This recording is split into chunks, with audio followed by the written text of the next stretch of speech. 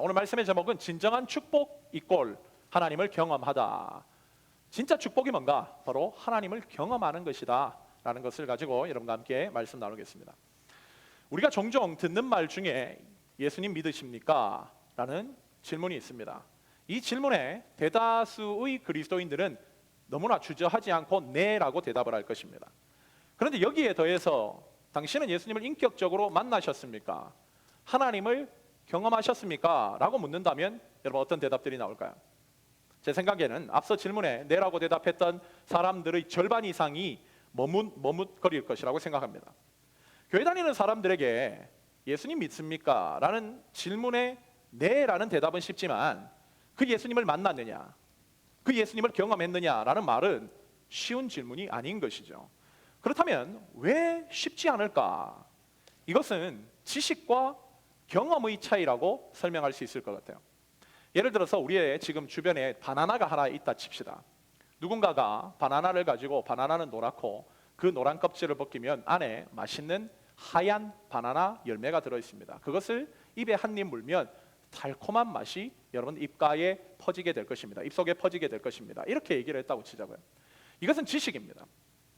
만약 그 지식을 들은 사람이 그 바나나를 본인이 손으로 직접 쥐고 그 바나나 껍질을 노란 것을 벗겨서 입에 넣음으로 말미암아 그가 설명한 바나나의 향과 맛을 경험하지 않고는 바나나를 지식적으로만 알 뿐 경험적으로 안 것은 아니죠. 또 하나 예를 들자면 우리가 이미 다 봤다시 게티 뮤지엄, LA에 참 좋은 곳 아닌가요? 그곳에 가면 너무나 좋은 어떤 예술 작품들, 세계적으로 유명한 조각상들이 그곳에 있습니다. 그곳에 가서 산 위에서 밑을 내려다보면 LA의 전망이 보이고 날씨가 좋은 때는 산타모니카 해변까지 보입니다. 누가 이렇게 지식적으로 얘기를 해줬어요? 근데 그 얘기를 들은 사람이 본인이 직접 게티 뮤지엄에 올라가서 그 곳곳을 돌아다니면서 예술 작품을 자신이 직접 보고 그 조각상 앞에서 그 예술 작품에서 나오는 그런 어떠한 영향력에 압도당함을 경험하지 않고 또 그곳에서 정말 자신이 본인의 눈으로 LA 전망을 바라보고 산타모니카를 바라보면서 이곳이 얼마나 멋진 곳인지를 본인이 직접 경험하는 것은 지식적인 것과 차이가 있다는 거예요. 즉 신앙도 똑같습니다. 앞서 하나님을 믿느냐고 대답했던 사람들 중에 대다수의 사람들은 하나님에 대한 정보와 지식을 많이 가지고 있을 수 있습니다. 그분은 천지를 창조하시고 우리를 창조하신 분입니다. 그분의 독생자가 이 땅에 오셨는데 그분이 예수님입니다. 그분을 믿어야 천국에 갑니다라는 사실을 믿는다고 답할 수 있습니다. 그러나 그분을 제대로 경험했는가, 그분을 인격적으로 만났는가 하는 문제는 다른 차원이라는 거예요. 성경에 대한 정보는 많이 알아도 하나님과의 관계의 깊이 속에 들어가 그분을 경험하지 못할 수가 있다는 것입니다. 여러분, 예수님은 성경 지식이 당대 충만하다고 여겨지는 율법학자들에 의해서 십자가에 매달려 돌아가셨습니다. 그렇다면 우리도 이 질문에 대해서 좀 더 진지하게 생각해 볼 필요가 있다는 거예요. 우리는 과연 하나님을 지식적으로 아는가? 아니면 그분을 인격적으로 만나 경험한 자들인가? 오늘 우리가 읽은 성경인 욥기는 지식적으로 하나님을 알았던 그 알을 뛰어넘어 더 깊이, 더 높이, 더 충만히 하나님을 인격적으로 경험한 욥이라는 한 사람에 대한 이야기가 나오고 있습니다. 많은 사람들이 욥기를 읽을 때에 욥기의 주제를 그냥 고통, 고난 정도로 생각하는 경향이 많아요. 그러나 욥기의 주제는 그 이상의 것입니다. 본문 1절을 보면 욥에 대한 아름다운 소개가 나오는데요. 특별히 4절부터 5절을 보면 욥이라는 이 사람이 어떤 사람이었는지 서론부터 이렇게 설명하면서 시작합니다. 본문 4절 5절입니다. 그의 아들들이 자기 생일에 각각 자기의 집에서 잔치를 베풀고 그의 누이 3명도 청하여 함께 먹고 마시더라. 그들이 차례대로 잔치를 끝내면 욥이 그들을 불러다가 성결하게 하되 아침에 일어나서 그들의 명수대로 번제를 드렸으니 이는 욥이 말하기를 혹시 내 아들들이 죄를 범하여 마음으로 하나님을 욕되게 하였을까 함이라. 욥의 행위가 항상 이러하였더라. 즉 아이들이 생일에 잔치를 베풀면 그 잔치를 통해서 아이들이 하이퍼가 되어서 놀고 마실 때에 흥에 취해서 하나님을 향해 그들이 범죄하였을까 봐 즉 생일 잔치가 많지면 욥은 항상 하나님 앞에서 자기 자식들을 위한 번제를 드릴 정도로 늘 하나님 중심으로 살려고 노력했던 사람이었다는 거예요. 여러분, 그런 욥을 하나님께서 어찌 안 예뻐하실까요? 오늘 본문 6절 이후로부터 보면 성경의 초점은 하나님이 계신 하늘에서 천상회의가 이루어지고 있는 장면으로 갑자기 분위기가 바뀝니다. 하나님께서는 그 회의에서 이렇게 아름답게 살아가는 욥을 천사들과 사단들 앞에서 격려하시며 그를 칭찬하세요.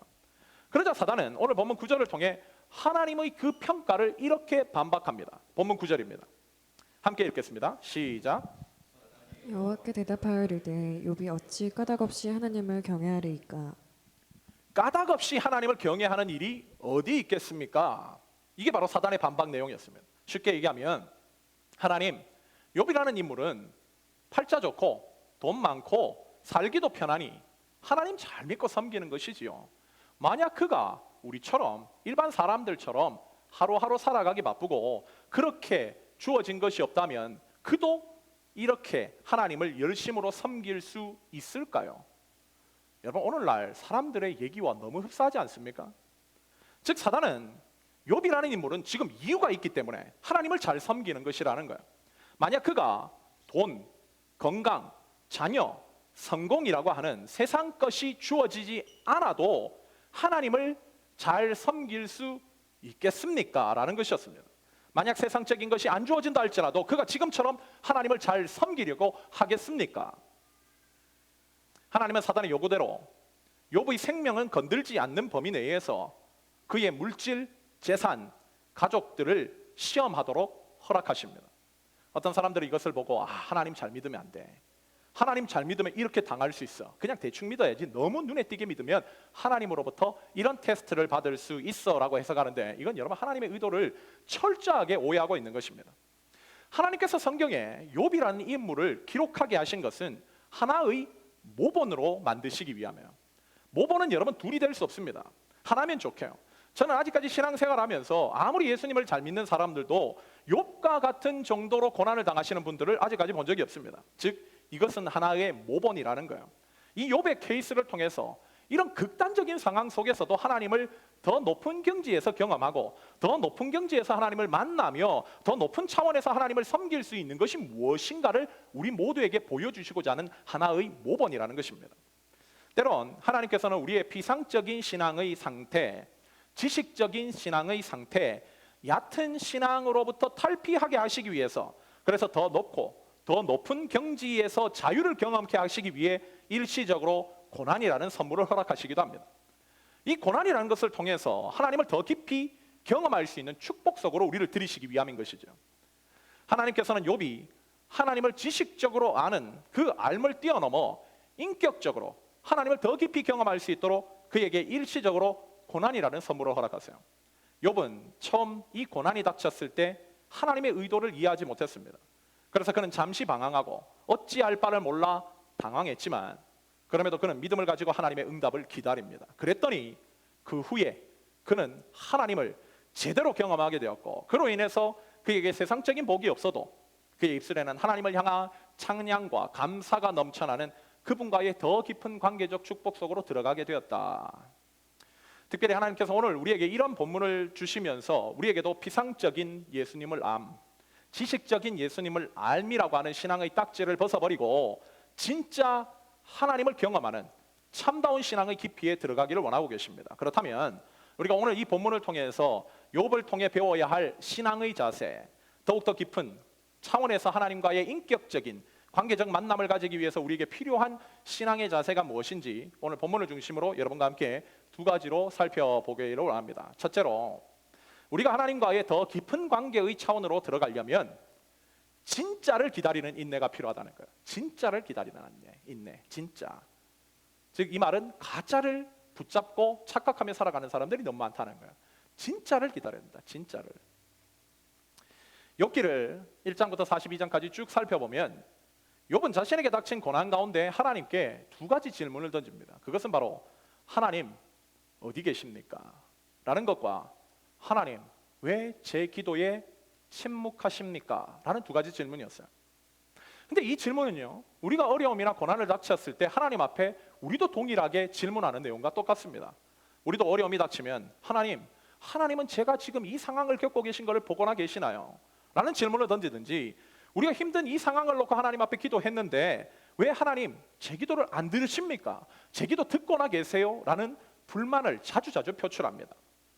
그래서 이런 질문은 곧바로 신앙이 있었던 사람들이라 여겨지는 사람마저도 신앙으로부터 떨어져 나가게 만드는 원인이 되기도 해요. 그런데 욥은 이런 어려움을 겪을 때 우리와 똑같은 질문을 던졌지만 그의 결론은 완전 달랐습니다. 욥기 결론부인 42장 5절, 저는 이게 바로 욥기의 핵심이라고 생각하는데 그 고백에서 이런 고백을 해요. 욥기 42장 5절입니다. 내가 주께 대하여 귀로 듣기만 하였사오나 이제는 눈으로 주를 배옵나이다. 즉 그전까지는 하나님을 지식적으로 알았다는 거예요. 귀로만 알았다는 거예요. 그런데 이제는 눈으로 주님을 뵙습니다. 즉 하나님을 경험적으로 알게 되는 축복에 도달하게 되었다. 즉 전화위복을 경험했다는 거예요. 그렇다면 우리도 고난을 받을 때 하나님 어디 계십니까? 우리 기도 듣고 계십니까? 라는 질문을 던지고 욥도 동일한 질문을 던졌는데 왜 우리와 달리 그는 이러한 결론에 도달하게 되었을까? 왜 욥은 우리와 달리 욥기 42장 5절을 통해서 이런 주를 귀로만 아는 것이 아니라 눈으로 보게 되었다라는 이런 엄청난 신앙의 고백에 이를 수 있게 되었을까? 저는 이 욥기를 오늘 본문을 설교하기 위해서 42장에 되는 내용을 몇 번이나 반복해서 읽으면서 욥기에서 말하고 있는 것이 무엇인가가 참 많은 고민이 되었습니다. 그런 가운데 제가 욥기를 묵상하면서 깨닫게 된 것이 뭔가, 바로 욥과 우리의 차이가 무엇인가? 그것은 욥은 신앙이란 기다림이라는 가장 기본적인 정석을 붙들고 살았던 사람이라는 거예요. 여러분, 신앙이 뭔가? 기다림입니다. 우리가 잘 아는 욥기 23장 10절의 고백이 나의 가는 길 오직 그가 아시나니 그가 나를 단련하신 후에는 내가 정금같이 나오리라 라는 고백인데요, 이 고백이 나오게 된 배경이 무엇인가가 8절부터 설명하고 있는데 제가 8절부터 여러분에게 읽어드리겠습니다.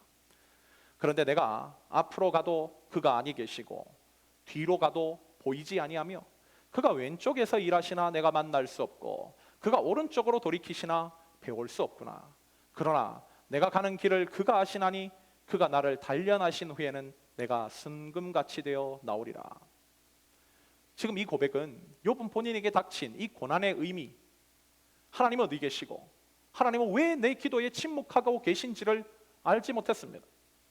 그러나 그는 자신에게 닥친 이 고난이 분명 자신에게 필요하기에 이것이 아직은 내 지식과 내 경험으로는 이해할 수 없는 수준의 것이기에 그는 자신의 하나님의 뜻이 분명하게 알게 될 때까지 그 상황과 시간을 인내함으로 기다리겠다는 거예요. 그랬기에 그는 이 고백대로 나중에 죽게 대하여 내가 귀로만 알았는데 이제는 눈으로 경험합니다 라는 고백에 이르게 될 수 있었다는 것입니다. 여러분, 믿음이 무엇인가? 여러분, 믿음은요, 기다림입니다. 사도 바울이 갈라디아서에서 즉 5장에서 성령의 열매를 얘기할 때 성령의 열매 가운데 나오는 것이 뭡니까? 인내, 오래 참음, 절제라는 거예요. 즉 기다림의 열매들이 바로 성령의 열매라는 것입니다. 많은 사람들이 자기가 원치 않는 인생, 자기 삶에 만족이 없는 인생을 살아갑니다. 그래서인지 신앙이라는 기다림이라는 어떠한 이 가장 고귀한 법칙을 붙들고 살아가기보다는 자신들 눈앞에 자신의 상황을 바꿀 수 있는 것이 나타나면 생각과 고민도 하지 않고 곧바로 뛰어들어 그것을 붙들려고 하는 경우가 많아요. 그렇다면 여러분, 망설임 없이 그걸 붙든다면 진짜 만족이 올까요? 정말 그것을 채우기만 한다면 우리의 삶에 정말 공허함과 허무함이 사라지게 될까요? 그렇지 않다라는 거예요. 인간은 그렇게 디자인되지 않았습니다. 창조자이신 하나님께서 그렇게 디자인해 놓으시지 않았기 때문에요. 그러기에 그 빈자리를 즉 다른 것으로 채우면 여전히 그 사람에게는 공허함과 허전함이 가시지가 않습니다. 여러분, 아주 좋은 물건을 사고 그 갖고 싶은 것을 가져도 여러분 그 기쁨이 얼마나 갑니까? 2주 가나요? 1주 갑니까? 그 이상 가지 않는 것이 대부분이지 않습니까? 여기는 우리가 대부분 다 젊은 세대들이 많기 때문에 여러분들이 지금 하나 소원하는 것이 있다면 다 결혼 아닌가요? 결혼. 그러면 여러분, 결혼만 하면 불행 끝 행복 시장인가요? 무조건 결혼만 하면 모든 인생은 해피엔딩으로 끝나는 것입니까? 그건 역시도 한계가 있다는 것입니다. 그래서인지 요즘은요, 제가 보니까 자신들의 공허, 여러분 너무 살기 좋아졌잖아요. 여러분 정말 다 하고 싶은 거 다 하지 않습니까? 그럼에도 불구하고 자신의 마음속에 있는 공허와 허무의 문제를 해결하지 못하니 요즘 사람들은요, 미지의 세계에 대한 갈망이 강한 것 같아요. 뭔가 가보지 않는 곳에 대한 사모함, 그래서 돈을 모아서 낯선 여행지를 찾아다닙니다. 그런데도 똑같은 아쉬움이 그들 마음 가운데는 치워지지 않고 남아 있다라는 거예요. 제가 지난 수요일 성경 공부 때도 나눴듯이 저도 여기 미국에 와서 제일 가보고 싶었던 것이 무엇인가? 바로 3대 캐년입니다.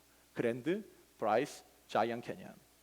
특별히 자이언에 가서 그 네로스라고 하는, 여러분 아시죠? 그 뭐 내셔널 지오그래피가 소개한 뭐 미국인들이 평생에 한번 해보고 싶어하는 그 10대 어떻게 보면 명소 중에 하나.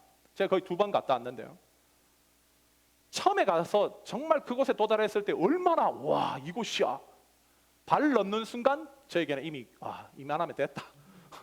그 이상 가지 않아요. 제가 2번 갔는데요. 갔더니 더 이상 감동도 없습니다. 이게 다란 말인가? 더 이상 없나? 결국은 허무함만 밀려오는 것이 우리의 삶이 아닙니까? 그 말은요, 여러분 이건요, 우리의 삶에는 세상적인 것으로는 절대로 채워지지 않는 빈 공간이 있음을 의미하는 거예요. C.S. 루이스라는 20세기 최고의 변증가는 이 마음의 공간을 하나님을 향한 욕구라고 표현했습니다. 즉 하나님을 향한 열망의 공간이 있다는 거예요. 이 욕구를 사람들이 언제 깨닫는가? 세상적인 것으로 채우고 눌러서 담아도 해결되지 않는 공허와 허무의 문제가 자신에게 있다는 것을 느끼게 될 때 이 공간의 실체를 깨닫습니다. 그래서 사람들은 그 공간 속에서 어디에 나의 진정한 행복이 있는가? 왜 세상적인 것으로는 나에게 만족을 줄 수 없는 것인가? 한숨을 날몰래 쉬는 것, 이게 인간이라는 것입니다. 여러분 우리가 잊지 말아야 할 것은 우리에게는 반드시 하나님으로만 채워져야 할 공간이 있다는 것입니다. 그 체험을 위해서 가짜를 붙들어서는 안 돼요. 진짜를 기다려야만 합니다. 그 진짜가 누군가? 바로 우리가 믿고 있는 하나님이시죠. 그래서 특별히 사도 바울은 로마서 8장 23절 마지막 부분에서 우리의 몸이 구원을 기다린다, 우리의 몸을 속량을 기다린다라는 표현을 썼는데요. 그 속량을 기다리는데 어떻게 기다려야 되는가? 2절을 뛰어넘어서 로마서 8장 25절을 보면 참음으로 기다릴지니라 이렇게 표현합니다.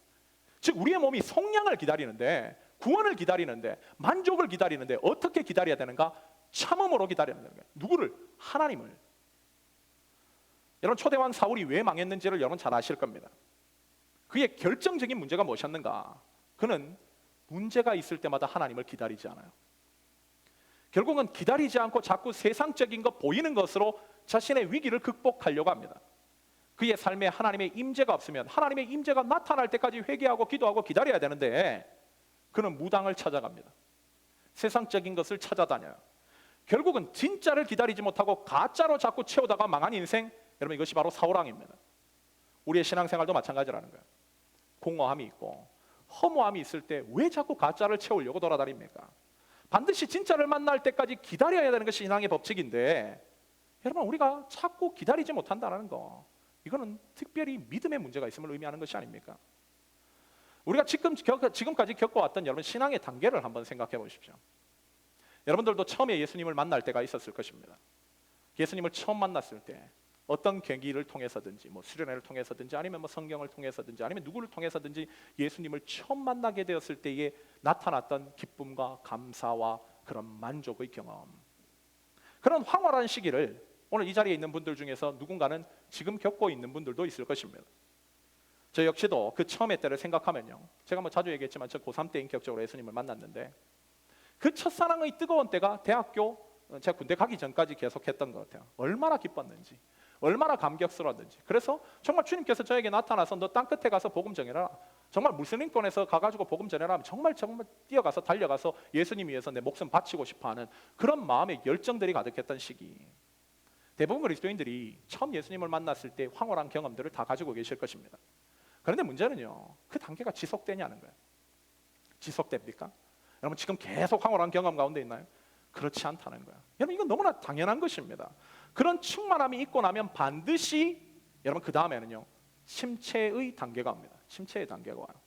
아무리 기도해도 하나님께서 내 기도를 들어주시지 않는 것 같은 느낌, 심지어 하나님께서 그냥 나 몰라라 방치해 두신 것 같은 느낌, 깊은 고난 가운데 내가 빠져 있는 것 같은 느낌을 가질 때가 반드시 온다는 것입니다. 어떤 유명한 수도사는 이 상태를 영혼의 밤의 단계라고 불렀어요. 영혼의 밤. 여러분 혹시 여러분 가운데 이런 단계에 있는 분 계십니까? 말씀을 들어도 잘 안 들어오고, 기도를 해도 예전만큼 뜨겁게 오래 되지 않고, 기도해봤자 응답이 없는 것 같고, 왠지 모르게 이 영혼의 밤 한가운데 있는 것 같은 느낌. 그러나 여러분 낙심하지 마십시오. 모든 신앙인들은 반드시 영혼의 밤을 거쳐야 됩니다. 이 단계가 지금 여러분 가운데 있다면 여러분들은 굉장히 중요한 신앙의 단계에 도달했음을 의미합니다. 저는 지나고 보면요, 그 시간이 저에게 있어서 얼마나 중요하고 소중한 시간이었는지를 몰라요. 왜냐하면 그 밤을 어떻게 보내느냐에 따라서 아침 해와 같이 임하시는 하나님을 얼마나 충만하게 경험할 수 있는가가 결정되기 때문입니다. 그렇다면 우리는 그 시간을 어떻게 보내야 되는가? 오늘 첫 번째 대지의 바로 그 대답처럼 진짜를 기다려야 돼요. 하나님의 해가 새벽 이슬같이 임하시는 하나님의 놀라운 은혜의 햇살이 우리의 삶 가운데 임할 때까지 기다려야 된다는 것입니다. 여러분, 저 같은 경우는요, 영혼의 밤이 신학대학원에 입학할 때 찾아왔습니다. 특별히 신학대학원에 입학하기 전에 영혼의 밤이 찾아왔더라면 좀 그 단계를 거치면서 신학대학원 들어갔을 때는 좀 더 성숙한 경지에서 하나님을 잘 섬겨야 됐을 텐데, 그랬으면 더 좋았을 텐데, 저는 희한하게 신학대학원에 입학하면서부터 회의감이 밀려오기 시작했어요. 분명 하나님께서 이 곳까지 오기 전까지 나를 부르셔서 이 길로 왔다고 확신했는데, 사역하는 내내 그 몇 년 동안 하나님이 정말 나와 함께 계시는가? 나의 기도에 응답하고 계시는가? 왜 나는 이렇게 사역을 열심히 하는데 내 마음에는 기쁨과 평안이 없을까? 왜 내 몸과 마음은 갈수록 지쳐만 가는가? 정말 내가 하나님과 동행하는 것이 맞을까? 내가 정말 이 길로 부름받은 것이 맞을까? 이런 생각들이 1년, 2년 계속 심해지더니 심지어는 마지막 신학대학원 3학년 때 목회를 때려치워야겠다는 생각까지 이르게 됐습니다. 그때 제가 답답했는 것이 뭔가 하면 신학대학원을 통해서든지 아니면 성경을 통해서 성경의 지식들은 날로 쌓여져 갔어요. 하나님에 대한 알은 너무나 넘쳐났습니다. 그런데 하나님에 대한 경험이 없다는 거예요. 경험이. 지식적으로 너무나 많은 지식을 가지고 있지만 나는 과연 이 하나님을 경험했는가? 그저 고3 때 예수님 만나서 중학교 때부터 운동만 하다가 놓쳐버린 공부도 하나님께서 은혜로 해결해 주셔서 대학까지 가게 하셨고, 그런 일 말고는 하나님께서 정말 나에게 큰 역사를 베풀어 주신 것이 과연 무엇인가? 즉 하나님에 대한 경험이 없다는 거, 그게 저의 본질적인 문제였던 것입니다. 그러다가 신학교 졸업반 때 여러분 성지순례를 가게 됐는데요, 성지순례를 가면 성지의 곳곳을 움직일 때 대부분 버스로 움직입니다. 그 버스에 앉아서 제 마음 가운데는요, 마음 가운데 계속적으로 다가오는 초조함이 있었어요. 큰 돈 들여서 하나님의 역사가 살아있고 예수님의 숨결이 묻어있는 이스라엘까지 왔는데 내가 여기서도 하나님을 경험하지 못한다면, 정말 하나님의 말씀이든 어떤 것이든지 체험하지 못한다면 저는 이 졸업여행을 동시에 끝내고 제 졸업하자마자 제 이 목회의 길을 때려치우려고 했습니다. 이건 내 길이 아니야. 성지순례의 마지막 날인가요? 순례 일정을 다 마치고 밤이 되어 즉 유대 광야 한가운데를 거쳐서 버스가 한 3-4시간을 달리고 있었습니다. 저는 이제 끝이라고 생각했어요. 그 10일 동안 여행을 하는 내도록 저는 하나님을 경험하지 못했기 때문입니다. 유대 광야를 가보면요, 밤이 되면 정말 아무것도 보이지 않습니다. 그곳에는 뭐 도시도 없고 어디에 불빛도 없고 사람 사는 거주 지역도 없기 때문에 밤이 되어서 그 도로를 달리면 앞에서 지금 운전하고 있는 그 운전기사가 비추는 헤드라이트를 통해서 길만 보일 뿐이지 아무것도 보이지 않아요. 그곳에서 저는 너무나 답답한 나머지 귀에 이어폰을 끼고 찬양을 듣고 있었습니다. 그때 갑자기 버스가 멈추기 시작하더니 우리를 안내하던 가이드분이 다 내리세요 라고 얘기를 하더라고요. 저는 피곤한 몸을 이끌고 그 버스에서 내렸습니다. 그러자 가이드가 하늘을 한번 올려다 보십시오. 제가 고개를 들어서 하늘을 향해 눈을 드는데 저는 아직까지도요 그 경험을 잊지 못합니다. 제 상전에 그렇게 많은 양의 별빛을 본 적이 없어요. 우리가 아리조나 갔지만 아리조나에도 별 많다 하지만 그거는 게임도 되지 않았습니다. 별이 정말 제가 손만 뻗으면 잡힐 정도로 가까이서 너무나 하늘에 빼곡히 짜있는 별들이 보이기 시작했어요. 그러면서 가이드가 얘기하는 게 이게 바로 유대 광야의 장점입니다. 유대 광야에서 보이는 이 별. 근데 저는요 그 별을 바라보면서 갑자기 찬양에서 하나님의 말씀이 울려 퍼지기 시작했습니다. 그것이 바로 민수기 6장 24절부터 26절입니다. 여호와는 내게 복을 주시고 너를 지키시기를 원하며 여호와는 그의 얼굴을 내게 비추사 은혜 베푸시기를 원하며 여호와는 그 얼굴을 내게로 향하여 드사 평강 주시기를 원하노라. 이걸 뭐라 설명할까요? 저는 그 찬양 속에서 귀로만 들려지던 하나님의 말씀이 가슴 속에서 저를 향해 강하게 말씀하고 계신 하나님의 음성으로 들려오기 시작했어요. 제가 세상의 소리, 사람의 소리, 일상의 소리 가운데 있을 때는 전혀 들을 수 없었던 그 허무와 공허함과 어둠 속에서 저를 지키시고 은혜를 주시고 인도하시고 얼굴을 향하시고 평강을 주시고 지금까지 저와 함께하고 지키고 계셨다라는 하나님의 음성을 듣는 순간 저는 곧바로 그 캄캄한 유대 광야 한 바닥에 주저앉아서 울음을 터뜨릴 수밖에 없었습니다. 그 울음은 단순하게 그냥 슬퍼서 우는 것이 아니라 정말 하나님이 나와 함께하고 계시다는 그 경험 속에 나오는 감격과 감사의 눈물이었어요. 여러분들 이런 경험을 가지고 계십니까? 저는 그 이후 그 영혼의 밤을 뛰쳐나와 지금까지 하나님과의 친밀한 교제 속에서 살아오면서 사역하고 있습니다. 하나님께서는 우리에게 이런 진짜를 맛보게 해주시기 위해서 우리에게 영혼의 밤을 허락하실 수 있어요. 누군가에게는 외로움으로, 누군가에게는 공허함으로, 누군가에게는 회의감으로, 누군가에게는 풀리지 않는 어려움으로 그 밤을 허락하실 수 있습니다. 그때 우리는 무엇을 해야 되는가? 바로 진짜를 경험하기 위해 반드시 기다려야 된다는 거예요.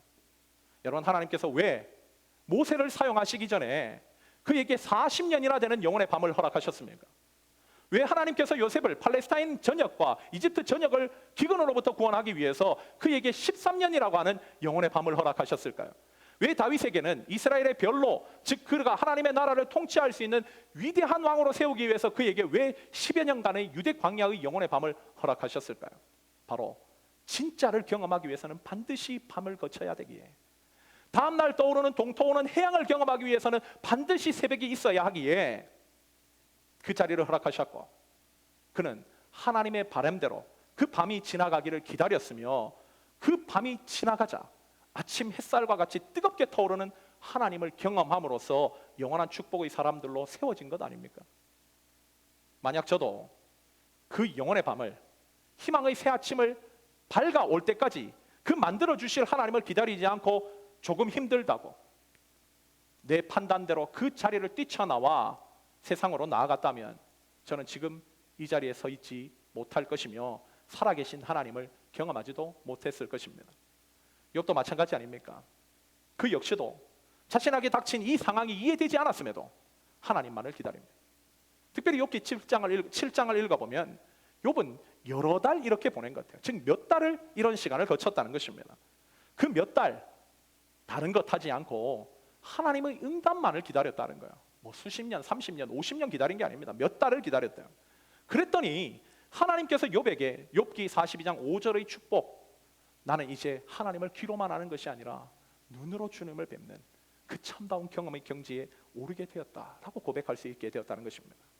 그러기에 누군가 하나님의 더 큰 축복과 신앙의 경험들을 할 수 있는데 그 정도의 믿음이 없어서 본인에게 어려움이 있다고 믿음이라는 그 법칙이, 기다림이라는 것들을 알지 못하고 고작 몇 달을 못 기다려서 하나님이 주시는 축복을 얻지 못해 세상으로 뛰쳐나가고 신앙으로부터 이탈해버린다면 여러분, 이것이 얼마나 가슴 아픈 일입니까? 여러분, 신앙은요, 다시 한번 반복하지만 기다림입니다. 하나님이 주시는 진짜를 경험하기 위해서 기다리는 인내, 그 인내가 고난을 맞이한 욥의 신앙의 태도였고, 하나님께서는 그의 믿음대로 반드시 좋은 것 주실 거야 라는 그의 믿음의 바람대로 참다운 체험과 하나님을 경험하는, 세상이 절대로 줄 수 없는 진짜 축복을 경험하게 해주셨다는 것, 이것이 영혼의 밤 속에서도 포기하지 않고 주님을 기다리라고, 갈망하라고 말씀하고 계신 오늘 본문이 우리 모두에게 주고 있는 첫 번째 메시지입니다. 둘째로, 우리가 하나님과의 깊은 관계 속으로 들어가려면 때론 이성보다 믿음이 더 중요하다는 사실을 우리는 깨닫게 돼요. 때론 이성보다 믿음이 더 요구되는 부분들이 많다는 것입니다. 예를 들어 우리에게도 고난과 어려움이 왔을 때에 사람들이 제일 힘들어하는 부분이 뭔가? 이것이 납득이 되지 않는다는 거예요. 이해가 되지 않는다는 것입니다. 여러분, 어떤 면에서 공감이 되죠. 특별히 그가 하나님 앞에 큰 죄를 지은 것이 없는데 이 영혼의 밤이 왔다, 어려움이 왔다고 하면 더 강렬하게 그런 말들이 우리의 마음을 사로잡을 것입니다. 그런데 이런 질문들이 우리의 마음을 사로잡으려고 할 때 신앙인들은요, 더 주의하고 조심해야 됩니다. 그 이유는 우리 인간이라는 존재가요, 참으로 교만한 존재들이에요. 정말 교만합니다. 교만한 존재들이 하나님 앞에 자주 하는 말이 뭔가? 하나님, 나로 이해되게 하라는 거야. 이해되게 하라. 나로 이해되게 하라. 이게 교만한 인간들이 하나님을 향해 자주 하는 말입니다. 이해가 안 되면 못 믿겠다라는 거야. 인류의 첫 번째 범죄를 기록하고 있는 창세기 2장과 3장을 보면 하나님께서 에덴 동산 중앙에 선악과를 두시고 그것을 먹는 날에는 반드시 죽는다. 존재와 결론만 말씀하셨습니다. 왜 먹지 말라고 하셨는지, 왜 그 나무를 동산 중앙에 두셔야 됐는지, 왜 그것을 만들었는지를 알려주셨는가? 전혀 알려주시지 않았어요. 그런데 인간은 그것이 이해가 되지 않는다는 이유로 사단의 해석을 듣고 하나님을 의심하고 사단의 요구에 따라 하나님을 배신하는 죄를 범하게 됩니다. 그러므로 우리가 잘 생각해야 되는 것이 무조건 이해되어야지 믿겠다, 이해되면 순종할게, 이거는 절대 믿음의 자세가 아닙니다. 물론 우리는 이성이 있기에 하나님의 뜻을 이해하기 위해 노력해야 됩니다. 특별히 로마서 12장 1절에 보면 사도 바울은 우리의 예배의 자세를 얘기할 때 하나님이 기뻐 받으시는 거룩한 산 제물로 우리의 삶을 드리는 것이 영적인 예배라고 얘기하고 있어요. 특별히 여기 영적이라는 단어는 헬라어로 로기코스라는 말인데 이 말은 우리말로 직역하면 이성적인이라는 뜻입니다. 이성적인 예배. 즉 우리의 이성을 사용해서 하나님의 말씀을 바르게 이해하고 하나님을 바르게 섬기려고 하는 자세 중요하다는 것입니다. 그런데 우리가 우리의 이성으로 우리의 삶의 모든 영역, 하나님이 행하시는 모든 섭리를 우리는 다 이해할 수 있는가? 하나님이 나를 위해서 이끌고 계신 그 길을 우리는 다 이해할 수 있는가? 절대적으로 없다는 거예요. 절대적으로. 오히려 모르는 것이 더 많다고 인정하는 것이 솔직한 것입니다. 그런데도 교만한 자들은 이걸 인정하려고 하지 않아요. 그래서 인정하지 않는 것, 이해되지 않기 때문에 하나님을 향한 회의의 시각을 거두지 않는 것이죠. 그런 사람들은요, 자주 자기가 본인이 논리적인 사람이라고 얘기합니다. 그래서 논리적인 사람들이 자주 들먹이는 것이 바로 과학이죠, 과학. 그런데 여러분, 과학이 모든 부분에 다 답을 할까요? 그렇지 않습니다. 과학에도 허점이 많아요. 예를 들어서 duality of light, 즉 빛의 이중성이라는 게 있습니다. 여러분 들어보셨을지 모르겠어요. 이거는 아직도 과학적으로 해결되지 않는 난제죠. 과학자들이 빛의 성질을 분석하면서 빛의 무엇인가라고 얘기했을 때 어떤 실험에는요, 빛이 파동이라고 증명돼요. 파동, 흐름이라는 거예요. 또 어떤 실험에는 빛이 입자라고 증명됩니다. 알갱이라는 거예요. 여러분 이건요, 과학자들이 논리적으로 빛이 무엇이냐라고 설명할 때 전혀 다른 부분이기 때문에 해결이 안 돼요. 파동과 입자, 어느 것이 빛이냐 해결이 안 되기에 과학자들이 뭐라고 얘기하는가? duality of light, 빛의 이중성이라고 그냥 피리어드를 찍어버렸습니다. 과학적으로 설명할 수 없는 부분들은 그냥 받아들이는 것이라고 얘기했다는 거예요. 그런데도 여러분, 왜 신앙인들은, 즉 세상 사람들도 이해가 안 되는 걸 그대로 받아들이는데 왜 신앙인들은 하나님을 믿는다고 하면서 하나님의 말씀을 이해되지 않는다는 이유로 받아들이지 못합니까? 왜 동정녀 예수님의 탄생을 받아들이지 못합니까? 왜 홍해를 하나님께서 가르쳤다는 사실을 받아들이지 못합니까? 왜 예수님께서 십자가에 달려 죽으셨다가 3일 만에 부활하셨다는 사실을 받아들이지 못하냐는 것입니다. 내 머리로 이해가 되지 않는다면, 내가 이해가 될 때 믿겠다고 하는 것은 언뜻 보기에 논리적으로 보이지만 여러분 그건 교만입니다. 교만입니다. 사실 욥도 고민한 것이 뭔가? 바로 지금 자신에게 펼쳐진 상황이 이해가 되지 않는다는 거예요. 나중에는 본인의 머리로 이해가 되지 않기에 그 일을 행하시는 하나님이 불의하시다라고 하는 그런 죄의 고백을 하는 그 위험 수준까지 도달합니다. 그때 만일 하나님의 사람이자 욥의 친구인 엘리후의 개입이 없었더라면 천하의 욥도 무너지고 말았을 거예요.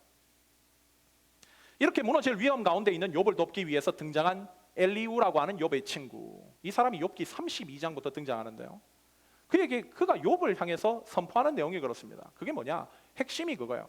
인간의 이성에는 한계가 너무 많다는 거예요.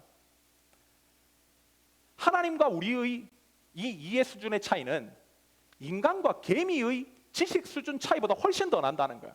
여러분, 개미가 인간을 이해합니까? 그 좁쌀도 되지 않는 머리로 가지고 인간의 이 두 발로 걸어다니는, 이렇게 마음껏 활동하는 인간 전체를 개미가 이해할 수 있습니까? 받아들이기 힘들어요. 그냥 인간은 인간이다, 이렇게 받아들이는 게 개미의 입장에서는 훨씬 쉽죠. 엘리후도 똑같이 얘기합니다. 인간과 하나님의 격차는 너무나 크기 때문에 인간의 이성으로 하나님을 이해한다는 건 불가능하다는 거예요. 그래서 엘리후는 욥에게 욥기 37장 14절부터 19절 이해를 통해 이렇게 고백합니다. 제가 읽어드리겠습니다. 욥이여, 이것을 듣고 가만히 서서 하나님의 오묘한 일을 깨달으라. 하나님이 이런 것들에게 명령하셔서 그 구름의 번개로 번쩍거리게 하시는 것을 그대가 아느냐? 그대는 겹겹이 쌓인 구름과 완전한 지식의 경이로움을 아느냐? 땅이 고요할 때에 남풍으로 말미암아 그대의 의복이 따뜻한 까닭을 그대가 아느냐? 그대는 그를 도와 구름장들을 두들겨 넓게 만들어 녹여 부어 만든 거울같이 단단하게 할 수 있겠느냐? 즉 하늘을 만드는 걸 얘기하는 거야. 하늘을 네가 만들 수 있냐? 우리가 그에게 할 말을 그대는 우리에게 가르치라. 우리는 아둔하여 알아야지 못하겠노라. 네가 만약에 정말 이성적이고 납득이 된다면 내가 받아들이겠다 한다면 너도 하나님 앞에 이거에 대해서 설명해봐라. 이런 이유를 네가 아냐? 즉 하나님의 섭리는 인간은 이해하지 못한다는 거야. 그러게 너 이해 안 된다고 하나님을 향해서 입술에 범죄해서는 안 된다는 것입니다. 하나님은 네가 지금은 말로는 이해하지 못하기에 경험으로 깨닫게 해주시려고 하시는 것이니 그 모든 상황의 이유를 알 때까지 지금의 이 상황을 믿음으로 받아들이라는 거예요. 믿음으로. 즉 하나님은 반드시 너에게 좋은 것 주시는 분이야. 그래 잠잠히 기대하고 믿음으로 기다려라. 이 신앙이 굉장히 중요한 부분이죠.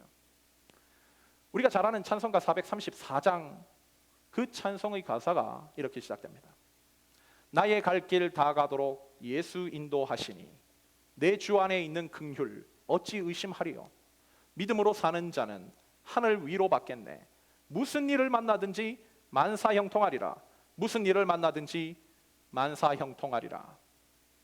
어떻게 보면 이 찬양의 가사가 정말 하나님으로 말미암아 만사형통의 축복을 받게 된 사람의 찬송 고백처럼 느껴집니다. 그런데 이 찬송가의 작사를 한 사람은요, 일평생을 장님으로 살았던 제인 크로스비라는 여인입니다. 이 여자분은 태어난 지 얼마 되지 않아 두 눈이 실명하고 말아요. 그 이유 여러분 그녀의 삶이 얼마나 고달팠을까요? 얼마나 이해되지 않았을까요? 왜 나는 태어나자마자 두 눈을 잃단 말인가? 이해할 수 없는 이런 절망적인 상황이 왜 나에게 펼쳐진단 말인가? 하나님을 향해서 욕을 하고 원망하는 거 너무나 당연하지 않습니까?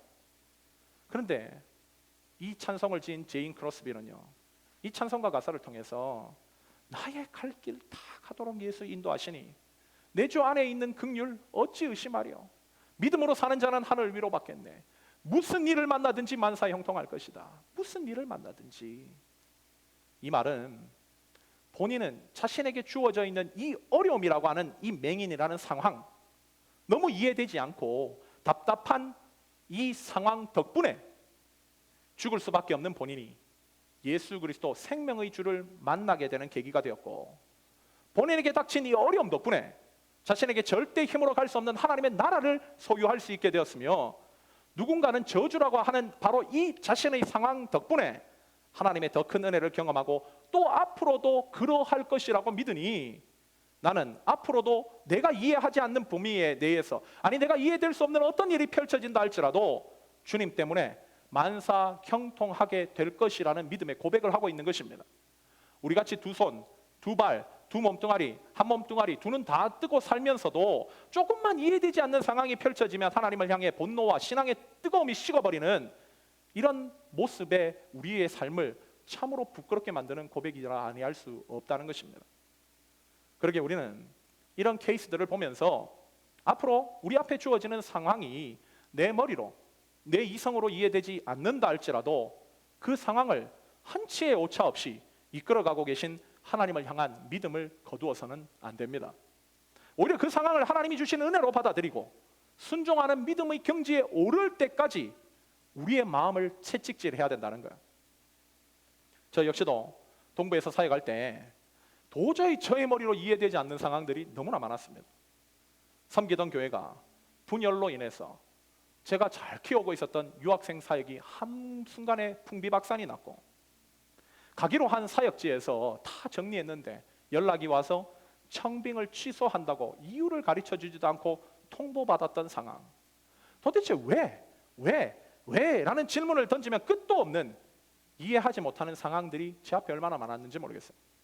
그런데 지금 이렇게 지나보면 그 모든 것은 한치의 오차 없이 저와 저희 가족의 삶까지도 이끌어오신, 결국 더 좋은 것을 주시기 위해 인도하셨던 하나님의 사랑의 섭리였다고 고백하지 않을 수 없어요. 특별히 청빙을 취소한 교회는 저한테 청빙을 취소하고 몇 달 있어서 교회가 없어져 버렸습니다. 만약 제가 그 사역지로 만약에 저희 가족을 이끌고 이사하고 그걸로 이동해서 그런 일이 벌어졌다면 어떻게 되었을까요? 그런 우여곡절이 있었기 때문에 제가 지금 이 자리에 있는 것이지 않습니까? 그때 만약 하나님께서 그 상황을 막지 않으셨더라면, 만약 하나님께서 그때 거절을 경험하시지 않게 하셨더라면 저는 이곳에 있지 않았을 것입니다. 그 인생의 양계가 있었기에, 그 인생의 막다른 골목이 있었기에, 당신으로는 이해할 수 없는 막음이 있었기에 저뿐만 아니라 여러분들도 지금 이 자리에 함께 앉아서 하나님을 예배하고 있는 것이지 않습니까? 그러기에 우리는 절대 잊지 말아야 됩니다. 하나님은 지금도 우리에게 가장 좋은 것을 주시기 위해 그 가장 퍼펙트한 타이밍을 위해서 우리의 눈에 보이지 않더라도 쉬지 않고 일하고 계십니다. 주님께서는 우리에게 이렇게 말씀하세요. 너희가 악한 자라도 좋은 것을 자식에게 줄 줄 알거든 하물며 하늘에 계신 너희 아버지께서 구하는 자에게 좋은 것을 주시지 않겠느냐. 여러분, 하나님은 이런 분이라는 거예요. 이런 분, 우리에게 가장 좋은 것을 주시기 위해서 지금도 일하고 계신 분. 여러분, 이 사실을 믿는다면 우리의 삶에 그 어떤 것도 문제가 될 것이 없습니다.